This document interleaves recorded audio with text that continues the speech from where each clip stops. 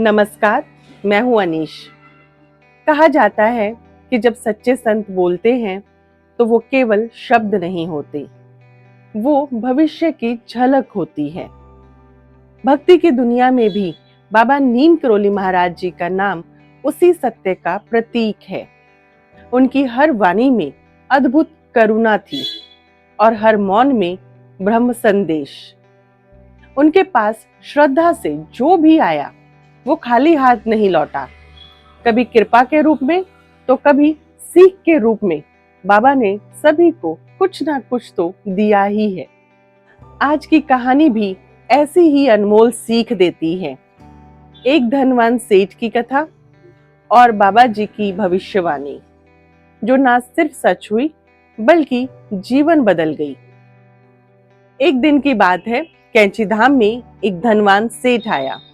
वो बाबा नीम करोली महाराज जी के चरणों में प्रणाम कर बैठ गया। सेठ पेशे से सोने का व्यापारी था।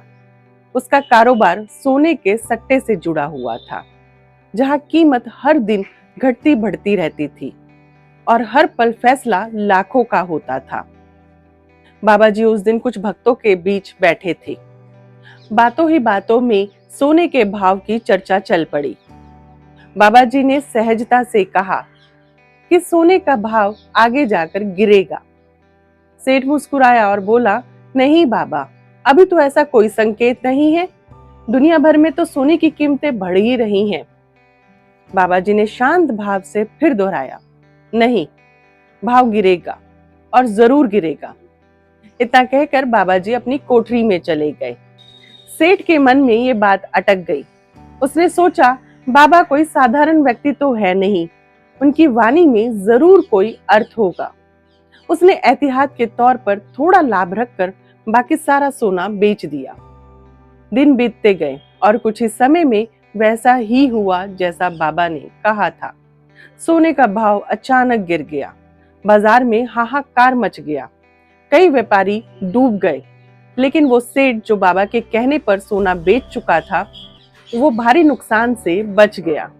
सेठ को जब ये एहसास हुआ कि बाबा की वाणी सच निकली है, तो वो शुक्रिया करने कैंची धाम पहुंच गया। कैंची धाम पहुंचकर उसने बाबा के चरणों में प्रणाम किया और अपने साथ बहुत से रुपए भी लेकर गया। उसने कहा, महाराज, आपकी कृपा से मैं एक बड़े नुकसान से बच गया। कृपा करके ये धन स्वीकार कीजिए। बाबा जी मुस्कुराए और उन्होंने उसकी ओर देखते हुए कहा, ये रुपए मैं नहीं ले सकता। सेठ ने बहुत आग्रह किया, महाराज, ये तो आपकी कृपा का प्रतिफल है, कृपया इसे मंदिर के कामों में लगा लीजिए। लेकिन बाबा जी ने साफ मना कर दिया कि मैं ये रुपए नहीं लूंगा। सेठ निराश होकर चला गया। उसके जाते ही बाबा के पास खड़े कुछ भक्तों ने कहा कि महाराज, आपने सेठ से पैसे क्यों नहीं लिए? वो तो आपको प्रेम से देने आया था। ये पैसे मंदिर के काम में लग जाते। बाबा जी कुछ देर मौन रहे, फिर धीरे से बोले, वो रुपए भेंट नहीं थे, वो मुझे खरीदने आया था और मैं यहाँ बिकने नहीं आया हूँ, मैं तो यहाँ सभी को देने आया हूँ। इतना कहकर बाबा जी उठे और अपनी कुटिया में चले गए। दोस्तों, बाबा नीम करोली महाराज जी का जीवन हमें यही सिखाता है कि सच्ची भक्ति लेन देन में नहीं, समर्पण में होती है। ईश्वर को धन से नहीं, मन की सच्चाई से पाया जा सकता है। बाबा जी का हर वचन एक सीख है, एक प्रकाश है, जो आज भी हमारे जीवन में मार्गदर्शन करता है। कभी वो व्यापारी बनकर हमें सावधान करते हैं, तो कभी संत बनकर हमारे अहंकार को तोड़ते हैं, तो कभी मौन रहकर हमारी आत्मा को छू लेते हैं।